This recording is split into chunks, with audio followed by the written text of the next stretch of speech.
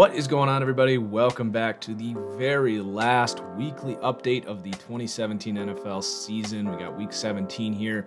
I will still be doing updates on the roster as the playoffs go on, although there's going to be pretty minor amounts of movement, so I will probably just do one video as the playoffs wrap up. And then, of course, we'll be getting more updates as the rookies are coming out. I have been putting together my scouting boards and really getting ready to make the rookie roster here, which was a big hit last year. So without further ado, let's get into it here. We got two stars here, one player that has been awesome all season that deserves a little extra boost here. And then one player in Dion Jordon here getting +6, who has kind of become a part of the Seahawks defense, almost surprisingly. A lot of us remember him being an early pick for the Dolphins way back when. He gets released, comes over to Seattle, seems to have beefed up, and I actually think he might be in the long-term plans here as an edge rusher, as Cliff Averill, it sounds, might actually be done for his career. So Jordan probably going to need a new contract. I would think he's just on a one-year deal. But +6 for Dion Jordon this week. And then our other star of the week, Harrison Smith. If you follow me on Twitter, you would have seen me retweet Pro Football Focus had Harrison Smith as the highest graded safety season in the history of Pro Football Focus. That goes back the last 12 years. This guy is such a big factor on this defense, right there with Everson Griffin, for the reason this is the best defense in the NFL, why the Vikings are Super Bowl contenders this year. But Harrison Smith not just going up +2 this week, he actually gets boosts to his physical traits, which is pretty rare. So he gets +2 agility, +2 speed, and +3 acceleration. And that's because it was a little low. He had 87 speed before, but it definitely shows on tape. He flies around. Versatile safety. He is going to be a total beast, just like he is in real life. And then our dud of the week, but really just a dud on the season, Dez Bryant, -3. Just not a superstar receiver this year in any regard. Failed to create separation, didn't put up good numbers either. I do question whether he might be underutilized in that offense. Frankly, might be the reason he didn't fall even more. But Dez Bryant definitely going to need to turn things around, or he might be at jeopardy of continuing to fall as we go into next year. So let's go through the rest of the risers. We actually got quite a bit this week. A lot of guys playing.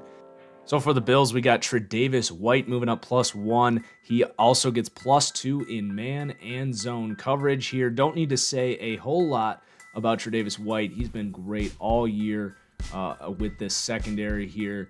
Also moving up, we got EJ Gaines +1 this week. The player that they traded a third-round pick for to replace Ronald Darby. He's been playing really well most of the season, but especially lately. So he goes up +1, and then Jordan Poyer also at safety getting a +1. This Buffalo defense making the playoffs on the heels of the secondary, really. The linebackers haven't done a whole lot, and the D-line's just been kind of average, but that secondary play has been fantastic. And then for the Panthers, we got Andrew Norwell going up +1. Correct me if I'm wrong. I believe he is on a contract year. He could be looking to getting paid either here in Carolina or big time by someone else, but he's been playing great. An undrafted player, I believe, as well. And then sticking in the NFC South, we got a few Falcons moving up. So Grady Jarrett's been a fantastic player this year, both in run defense and as a pass rushing D tackle. So he goes up +1. He's going to be one of the better young defensive linemen in this entire game. Jarrett, the highest rated player on this defense this year on PFF. And then Dion Jones goes up +1. I lowered him a few weeks ago, and he has really responded the last 3-4 weeks. He's been killing it, playing like one of the best linebackers in the league the last few weeks. The pass coverage ability is just incredible. As you would expect, the guy's a freak athlete. He's built like a safety at 6'1", 222. For the Vikings, we already talked about Harrison Smith going up, but how about David Morgan, the tight end? He goes up +2 this week. He's been actually getting involved in the passing game a little bit, but he's the highest rated run blocking tight end in the league. Just a second-year player. Not sure he has really the ceiling of a true starting tight end, but definitely a guy you love to have as your second guy. You can move him around and block. Awesome on the goal line. Make sure you got him in there if you're running the ball in Madden. For the Browns, Carl Nassib getting more involved. Kind of a freak athlete out of Penn State. was drafted last year. This Browns D-line has really been showing up this year. It's been making the Browns defense at least competitive. And then for the Cowboys, this D-line, this whole defense getting a lot of upgrades this week because this defense is coming to play this year. It was one of the worst defenses in the league last year, but you can't ignore what they're doing. They held the Eagles to 6 points this week, but you know that's not a complete reflection given what the Eagles were fighting for this year. But the Cowboys defense has been awesome this year. So Tyron Crawford moving up +1. DeMarcus Lawrence, who's probably the defensive player of the year. I actually would vote for him for that. He has really set the tone for this defense. A defense that was not expected to be very good, a young defense, but he comes in, he reshapes his body seemingly, and he has just been a monster. Leads the league in sacks, and it shows that he is just a total impact out there. So he goes up +2, and he's going to be one of the best edge rushers in this entire game now, rightfully so. And then in the secondary, Anthony Brown gets a +1. He's been getting more involved the last few weeks after having been lowered 1 overall a few weeks ago. So this is a good young secondary. This defense really coming together here. I would expect the Cowboys to be back and back strong next year. For the Lions, Jarrad Davis has started to come into his own. He started slow, dealt with an injury, but a player I really like coming out. Really fast, strong middle linebacker, instinctive guy. He's been playing really, really well lately. +2 for Jarrad Davis this week. For the Texans, we've got Julian Davenport, I believe a 3rd-round pick out of a D2 school, Bucknell. And he's been playing at left tackle more and more lately. I think he started every rep in week 17. And he's holding up. He gets +3. He was a 66, so you know that he's going to be a decent pass blocker. Definitely still learning as a D2 prospect. But the potential long-term answer there for the Texans, whose O-line has been just awful this year, right there with the worst in the league. And then we got another guy here for the Colts. This Colts team has quietly been pretty good on defense, a team that you would expect to be pretty bad. But Quincy Wilson has really emerged the last 4 weeks. He didn't start the year. He was injured, but he comes right in, plugs in as a starter. This guy was really praised coming out as just a solid corner.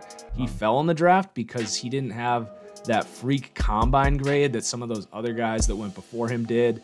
You know, Kevin King, for example, definitely passed him with a big combine. But Quincy Wilson has been really solid. He goes up +4 this week. Definitely could have been a star of the week, but it's really just a reflection of how well he's played the last 4 weeks. And his agility actually goes up +2 as well. He had 86 agility. He definitely has the lateral quickness to play corner at the next level. You know, this Colts team could be worse off in the secondary because Melvin will be back. He's fine. You know, it's definitely still a position of need, but they've got Kenny Moore playing well in the nickel. Malik Hooker, of course, will return at free safety. And that D-line's been playing really well as well. So they get Andrew Luck back. They're definitely going to be right back in competition for AFC Championship, maybe Super Bowl. I don't know. But this Colts team will be back along with a lot of teams returning players this year. But sticking in that division, we got Jeremy Parnell. He goes up +1. He's probably been the best lineman in this group outside of Brandon Linder, of course, who's a stud. But the Jags offense has been okay. The line, I think, has been better than they expect. Jeremy Parnell has been a part of that. And then also for the Jags, a guy I probably just had a touch too low, who has been playing well, has made a Pro Bowl in the past, and got paid decently in free agency last year. Tashawn Gibson, +2, so he's a 78, which is going to put him right around the middle as far as a top 32 free safety. So he's going to come in around 16, 17, I believe, which I think is about right. Staying in this division, that Titans defense has really been the reason they were able to make the playoffs. That and the fact that the AFC is a total joke. But Avery Williamson, the middle linebacker, has been fantastic in there, playing good run defense. So he goes up +2. And then Adoree Jackson finally starting to make his name out there a little bit. He had a very slow start, but he's getting more and more reps and has been definitely playing much better. So he goes up +2. The Saints, along with that awesome rookie class, we got Marcus Williams continuing to play well and start out there. Kenny Vaccaro not out there. He must be hurt. I guess I could have followed through on that, but it's been Marcus Williams and Von Bell, but Marcus Williams, the one who is noticeable out there in coverage. Von Bell will actually be going down -2 this week. He has definitely not been as good, however. And then for the Patriots, whose defense has very much turned it around since that slow start to the year, Stephon Gilmore starting to get more familiar with this coverage system here, and we saw him getting beat deep a ton early in the year, not so much anymore. So he's back where he started, +2, 86 overall. And then Eric Lee getting created. It's been a few weeks that I've waited to make him because I don't think he's anything special, undrafted player. Not necessarily making an impact on this defense, but he is starting nonetheless for multiple weeks in a row. So he gets created here at 67 overall. For the Giants, Ross Cockrell going up yet again in light of this Eli Apple situation where Apple is not playing. Cockrell continues to benefit. Likely going to be looking at a decent contract, maybe a 2-year, $4 million deal for Cockrell to go start somewhere. And then for the Cardinals, who magically tie their over-under on the season despite really being atrocious at the start of the year. They lost David Johnson, did not have an identity. But this defense is still legit. And Tramon Williams, of all people, has been playing great as the outside corner here. Obviously, Tyrann Mathieu playing in the nickel. But Tramon Williams has been one of the better corners this season. He goes up +2 this week. I don't know if he's going to get another deal to keep playing, but he actually wasn't bad as a starting safety for the Browns. This guy just continues to hang around. And then sticking on the topic of veteran corners here, we've got Byron Maxwell, who had an awesome week and has been very good since he came back to Seattle. Definitely fits that system player mold that you talk about. But when he's playing in this Seahawks defense, he's very good. He does not get beat deep. He controls that third zone on his side of the field and plays good press coverage. Not a guy you're going to want manning up on dudes in a lot of schemes, but he goes up +2. I actually think they'll bring him back. I think there's a chance they look at trading Richard Sherman because Shaquille Griffin also goes up +1 this week. These two have been fine at corner, and it's not a surprise to me. It's a very good system. That front seven is still very good. As long as these corners can control their third of the field, they run a lot of cover 3. You got Earl Thomas helping over the top, which always helps as well when they do run man coverage, that is. So this Seahawks defense getting some boosts this week, some reasons to be optimistic going forward for the Seahawks, who have had a pretty depressing season. And the Chiefs, we go ahead, we watch the entire Pat Mahomes game, and I'm going to say a few things about Mahomes. He is not ready to be a starter. He definitely needs to improve upon his risk-reward throws. He made some pretty dumb decisions, but there is no denying that arm talent. He had a throw back in the fourth quarter in a situation where he's trying to lead his team down and win the game. He's rolling out, getting flushed out of the pocket, falling back to his right, and basically running a levels concept against a zone defense. Throws it, jumping, splits like 3 defenders, somehow has the arm strength to get it there. So Pat Mahomes does go up +1 this week.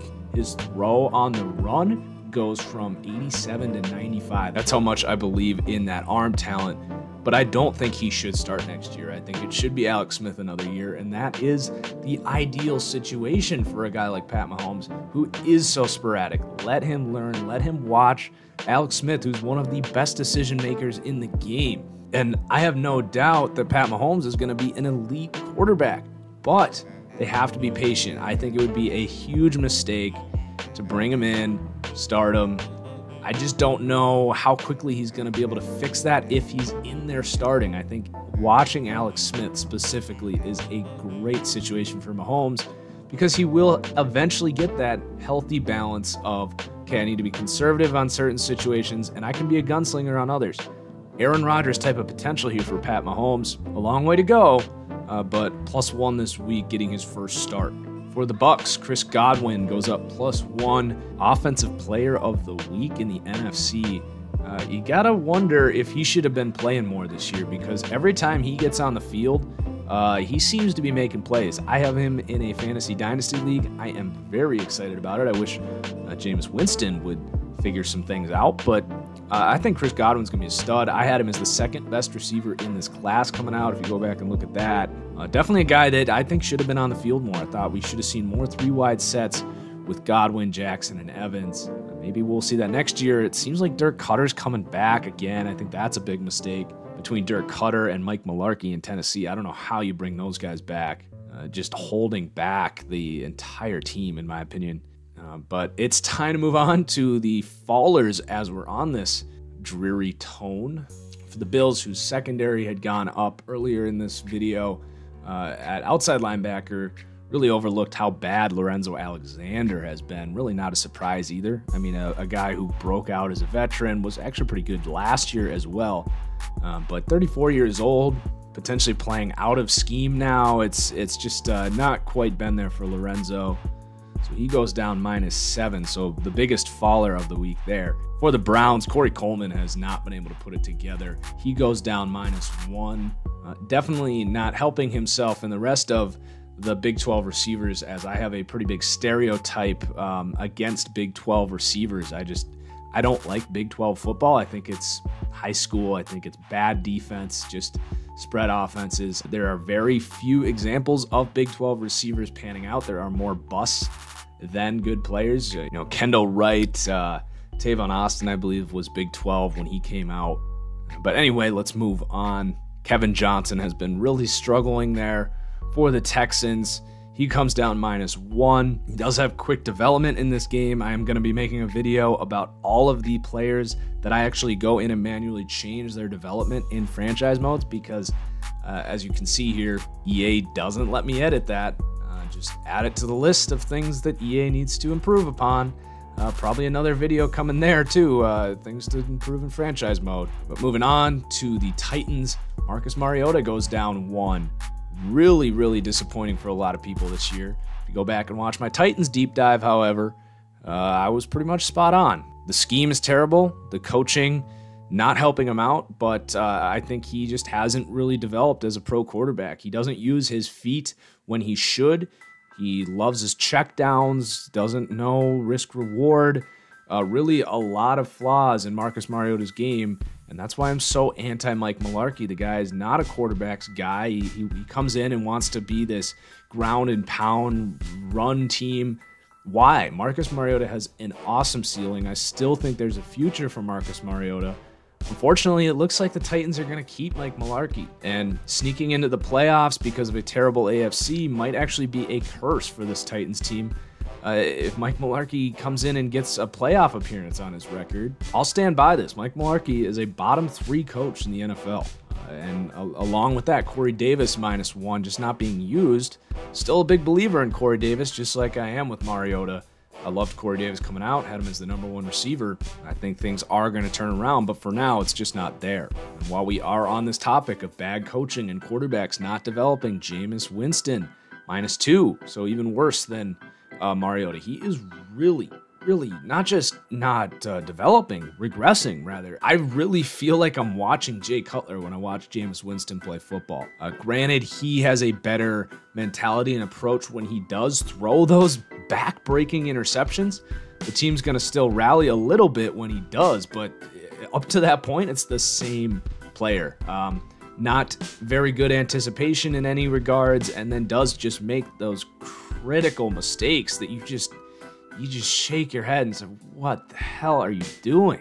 I don't think Jameis Winston should be the long-term answer here in Tampa. I think this team should really start thinking about, maybe bringing someone in the mid-rounds here to push Jameis and maybe push Jameis out. The guy just has not developed an ounce since he got to the league. He is the same exact player, if not a worse one. And then those that have been around this channel for a while know that I have never been a John Brown guy. I just never saw it, and the hype has totally disappeared on him. But back when the Cardinals were very relevant, a lot of people thought John Brown was going to grow to be Antonio Brown, T.Y. Hilton. I just never understood it. He's not very quick. He's fast. So you see that agility comes down here. It was at 97, which really is at that Antonio Brown level. Honestly surprised I didn't lower that earlier. I must have missed it. But he has really regressed since that hype. So he comes down -2. I want to say his contract is also expiring here. And frankly, I don't think he's going to make that much money. I mean, he might get like a Marcus Wheaton deal if he's lucky, but I definitely think his time in Arizona would be done.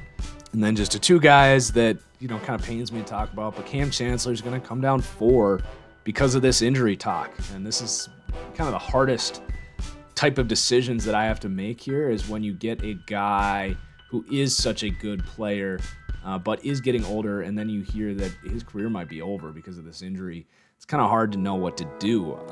So it's both Cam Chancellor and Cliff Averill this week. So Chancellor is going to come down 4, and then that injury -70, or 270 rather. And for Averill, which sounds like it might be even worse than Chancellor, is going to get 60 injury and come down -3.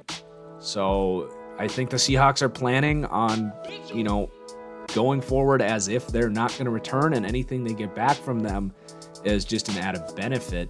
But really sad news with injuries this year, just a consistent theme all year. So that does it. That puts a wrap on all the weekly updates for the regular season. It's been a lot of fun doing these. You guys have been great following the updates, commenting, letting me know players that I may have missed. So I do appreciate it. Wouldn't be doing this without you guys. Cheers, everyone. As always, we'll see you next time.